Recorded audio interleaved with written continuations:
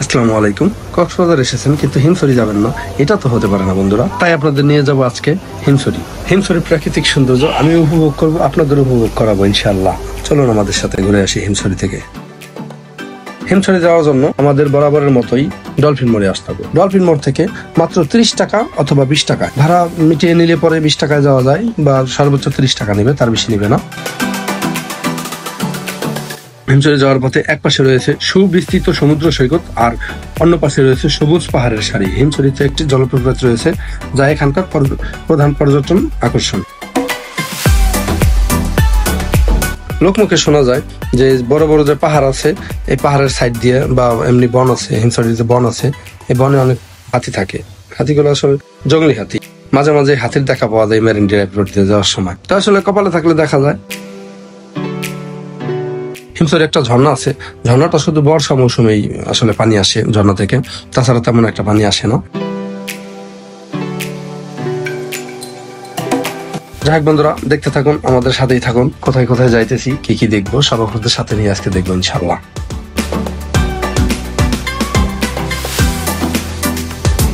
আমরা অটো থেকে নামার পরেই হিমছড়ির ঝর্ণার যে ইকো রিসোর্টটা আছে সেটা দেখতে পাইলাম। ওইটা দেখার জন্য টিকিট কাটতে হয়, মাত্র 20 টাকা নেয় টিকিটের দাম। প্রথমেই দেখতেছি আমরা এখানে অনেক অনেক শামুকের মালা, ঝিনুকের মালা, তারপরে বড় বড় শামুক, মেয়েদের কসমেটিক্স যাবতীয় এখানে পাওয়া যায়। বাচ্চাদের খেলনা, এখানে অনেক ঝিনুক পাওয়া যায় যেগুলো অন্য কোথাও পাওয়া যায় না, আপনি শুধুমাত্র এখানেই পাবেন। পর্যটকরা যা যা কিনবে সম্পূর্ণ কিছু এখানে পাওয়া যায়। কেনাকাটার জন্য হিমছড়ি অনেক কিছু আছে, অনেক কিছু। তারপরে দেখা যায় যে চকলেটের দোকান, চকলেট, আচার। এখানে আর সব বার্মিসের আর কি, বার্মিস আচার আইটেম না? পাইকারিও দেন না? পাইকারি। বার্মিসের আচার, চকলেট, বিদেশি চকলেট, দেশি চকলেট, তারপরে হাতে বানানো অনেক আচার। এখানে দোকানদারদের ব্যবহার অনেক ভালো, আসলে এরা টুরিস্টদের সাথে ভালো ব্যবহারই করে। তারপরে দেখতে পারবেন আপনি তাঁতিদের বানানো জামা কাপড়, প্রথম হাতে বানানো চাদর, হাতে বানানো 3 পিস, তারপরে আপনার যে চাকমারা যে পোশাকগুলো পরে সেগুলো পাওয়া যায় এখানে কিনতে। অনেক অনেক পোশাক এখানে পাওয়া যায়, কাশ্মীরি চাদর।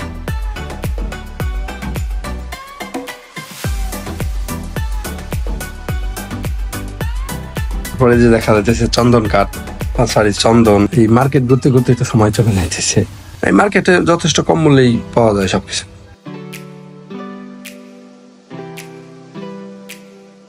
আমার পিছনে যে দেখতে পাইতেছেন এটা হলো হিমছড়ির যে সি বিচটা, সমুদ্র সৈকত। এখানে আসলে পর্যটক মৌসুমে অনেক লোকজন আসে, সমুদ্রের ঢেউ আছড়ে পড়তেছে।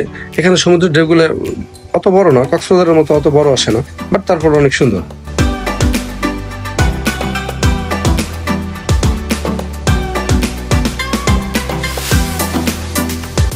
এখানে আসলে অনেক ঝিনুক পাওয়া যায়, ঠিক আছে, ঝিনুক, শামুক, এগুলো সমুদ্রের সাথে আসে।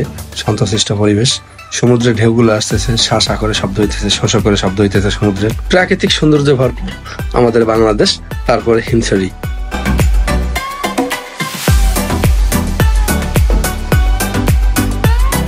রাস্তার সাইড দিয়ে যে পাহাড়ের সাথে যে গাছগুলো দেখতে পাচ্ছেন ওইগুলো ঝাউ গাছ, আর পিছনে সমুদ্র সৈকত। হিমছড়ির সৌন্দর্য বলে বোঝানো যাবে না।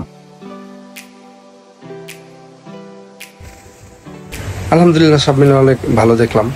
আজকে এই পর্যন্তই।